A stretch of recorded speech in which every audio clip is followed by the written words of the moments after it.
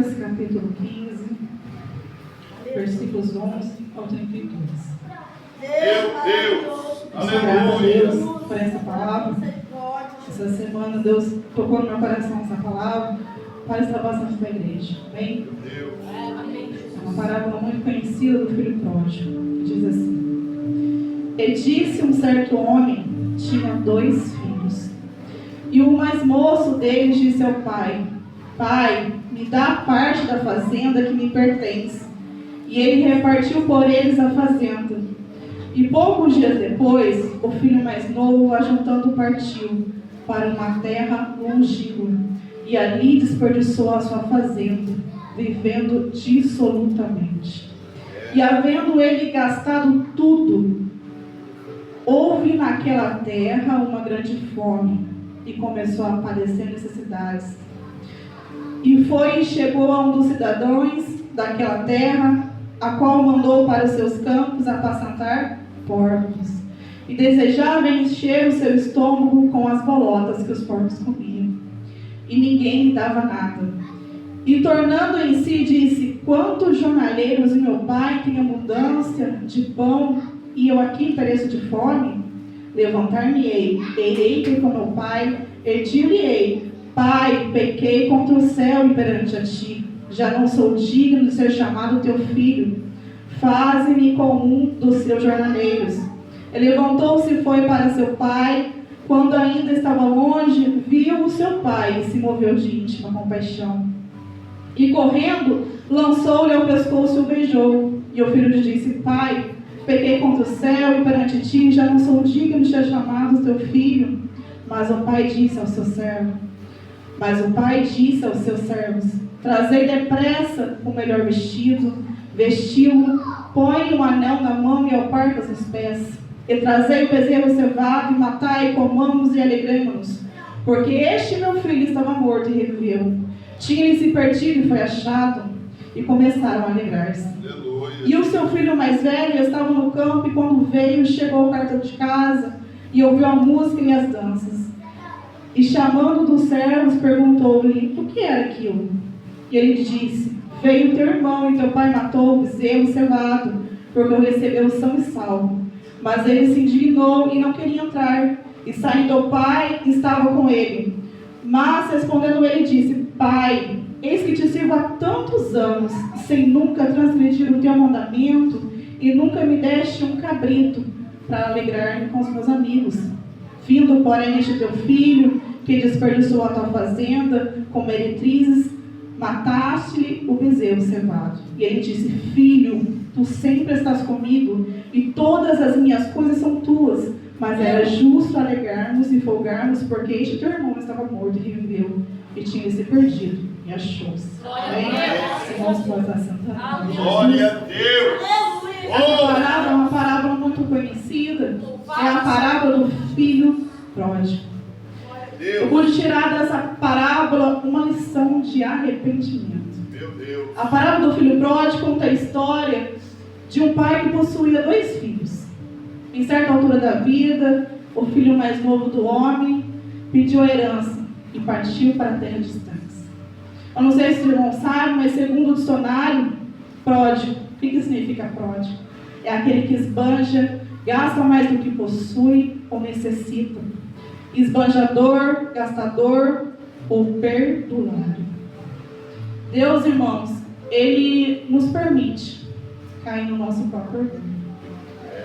O pai agora concede ao filho mais novo a posse de sua herança, mesmo que ele ainda estivesse vivo.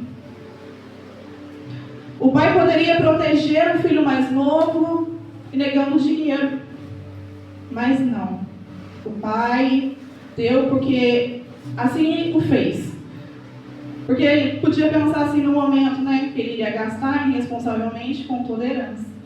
Como todos os irmãos sabem, geralmente a herança, né, é dada aos filhos quando os pais não estão mais vivos. Mas naquela época era comum ou dar antes, poderia dar antes, ou poderia dar quando estivesse morto. Mas ele concedeu o desejo do filho, e assim o fez. Deus, irmão, Ele tem tanta paciência com os erros dos seus filhos, Assim como o pai entendeu a imprudência do filho e teve paciência com seus erros, Deus também tem infinita paciência conosco, que somos pecadores. O pai, irmãos, ele não estava preocupado com o gasto da herança. Ele havia juntado com tanto esforço. Imagina quanto tempo ele juntou aquele dinheiro. Trabalho suado. Creio que naquela época não era diferente de hoje, né? Só que eu acho que era mais árduo o trabalho, né? E ele juntou aquela herança para os seus filhos. E mesmo assim, ele concedeu ao filho. O pai não estava preocupado com o gasto. Ele precisava que seu filho passasse por uma lição. Lemos aqui capítulo 15, versículo 14, que diz: E havendo ele gastado tudo, houve naquela terra uma grande fome e começou a padecer necessidades. Irmãos, naquela hora ali, ele estava numa cidade que aquela cidade começou a passar fome e ele já tinha gastado tudo o que ele tinha. Vamos conjecturar aqui que ele já estava com suas roupas já velhas, com o seu calçado velho, e agora passaria por fome. Aqui no versículo 15 diz: E foi e chegou-se a um dos cidadãos daquela terra, o qual mandou para os seus campos apacentar porcos. Meu Deus. Irmãos, ali ele foi apacentar porcos, irmãos. Nós sabemos que o cheiro, né, do porco ele é muito forte, né? Imagina ali ele cuidando de porcos, sendo que ele tinha tudo lá na casa do pai, tudo de mão beijada. Mas por uma imprudência sua, ele foi lá fora buscar algo. Meu Deus. Aqui no seu versículo 16, ele começou a passar tanta fome que diz assim: ele desejava encher o seu estômago com as bolotas que os porcos comiam e ninguém lhe dava nada. Ali ele estava sozinho, longe do pai, longe da casa do pai, e começou a sentir fome. Ele começou a desejar comer aquilo que os porcos comiam. Os irmãos podem imaginar o cheiro, o horror que ele devia ser, irmãos? Como que foi difícil para ele ali? Mas Deus é tão bom, Deus é tão misericordioso. A gente pode estar longe da casa do Pai, mas o Pai nunca nos deixa só. E ali no momento de lucidez que ele teve, aqui no versículo 17 diz: retornando em si, disse: quantos jornaleiros de meu pai têm abundância de pão, e aqui eu pereço de fome. Meu Deus. Ali ele teve um momento de lucidez e falou: o que eu estou fazendo aqui, conjecturando aqui, irmãos? O que eu estou fazendo aqui? Eu tinha tudo. Agora eu não tenho mais nada, não tenho dinheiro, eu estou com fome, eu não tenho ninguém. E assim, nesse momento, no versículo 18 diz: levantar-me e irei ter com meu pai, e dir-lhe: Pai, pequei contra o céu e perante ti, já não sou digno de ser chamado teu filho, faze-me com um dos seus jornaleiros.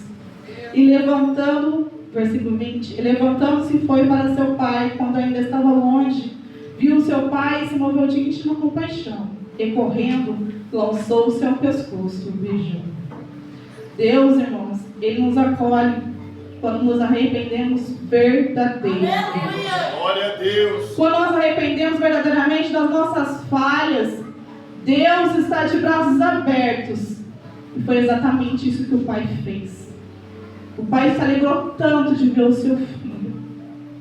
E ele estava lá de braços abertos esperando.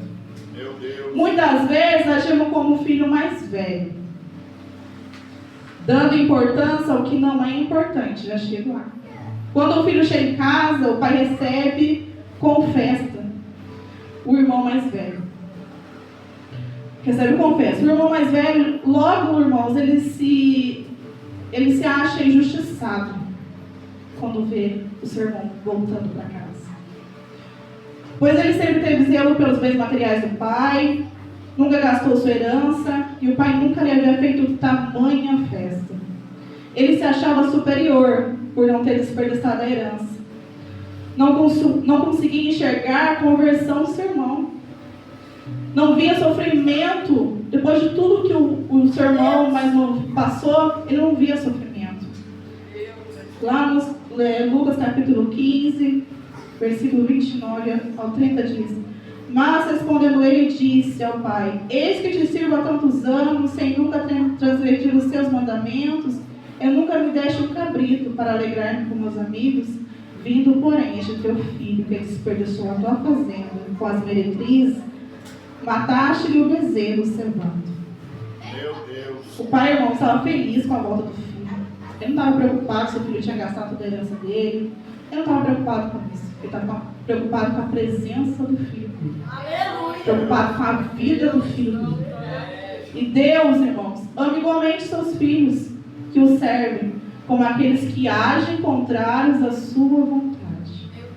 É comum pessoas acharem que somente são melhores porque vêm aos cultos todos os dias, porque seguem os seus mandamentos, é mais amados por Deus. Não somos, irmãos. Isso não é verdade. E essa parábola mostra a grandeza do amor divino. Nós não somos melhores que ninguém, nós estamos aqui, vestidos, bonitinhos. Mas para a honra e glória do Senhor, porque nós somos pecadores também. Os irmãos acham que foi fácil vir aqui hoje, estar aqui. Eu queria muito bem estar sentado ouvindo a palavra. Mas não é a minha vontade, sim a vontade do Senhor. É, Jesus. Glória a Deus. Em Lucas, capítulo 15, versículo 31, diz: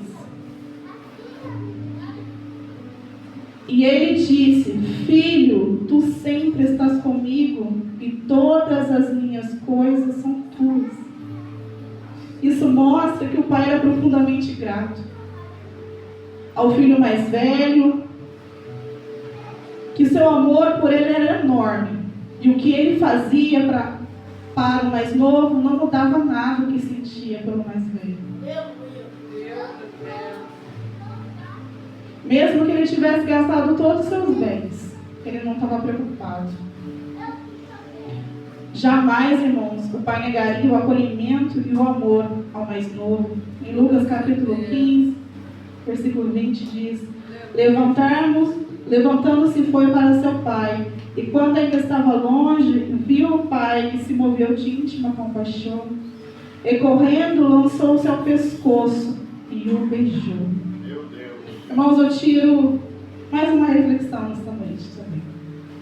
Temos aqui 3 pessoas nessa parábola: o pai, o filho mais novo e o filho mais velho.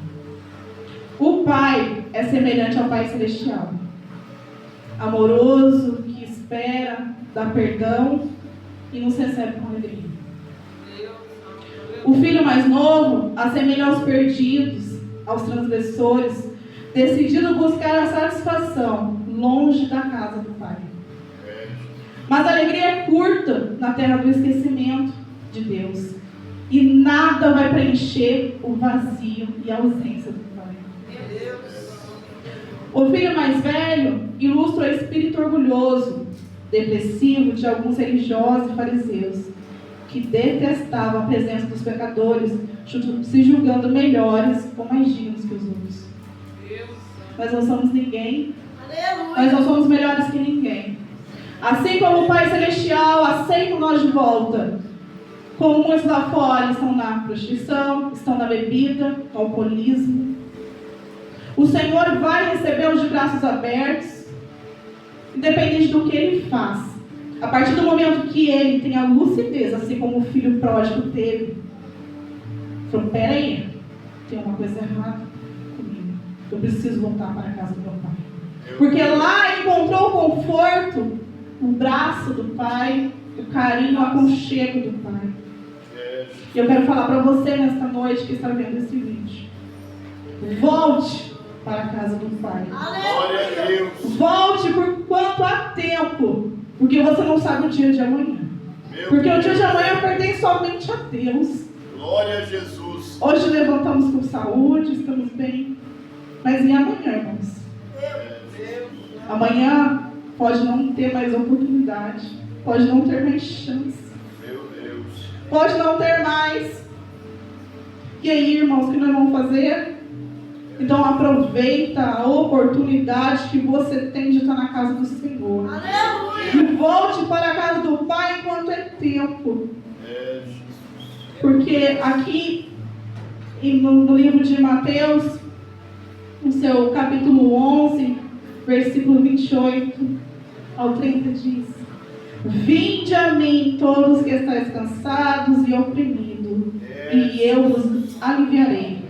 Tomai sobre vós o meu jugo, e aprendei de mim, que sou manso e humilde de coração, e encontrareis descanso para as vossas almas, porque o meu jugo é suave e o meu fardo é leve. Aleluia! Eu não sei como você está permanecendo. Glória a Deus! Mas se arrependa enquanto é tempo.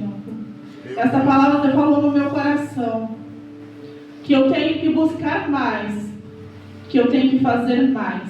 Porque eu não quero nada, irmãos, aqui dessa terra. Conquistei a minha casa, glória a Deus por isso. Mas eu quero a minha casa celestial. Aleluia, Deus! Eu quero estar lá, eu quero o meu lugarzinho lá. Eu estou preocupada com o meu lugar lá, não com o meu lugar aqui. Aleluia! Amém? E assim eu agradeço essa rica oportunidade em nome de Jesus. Meu Deus!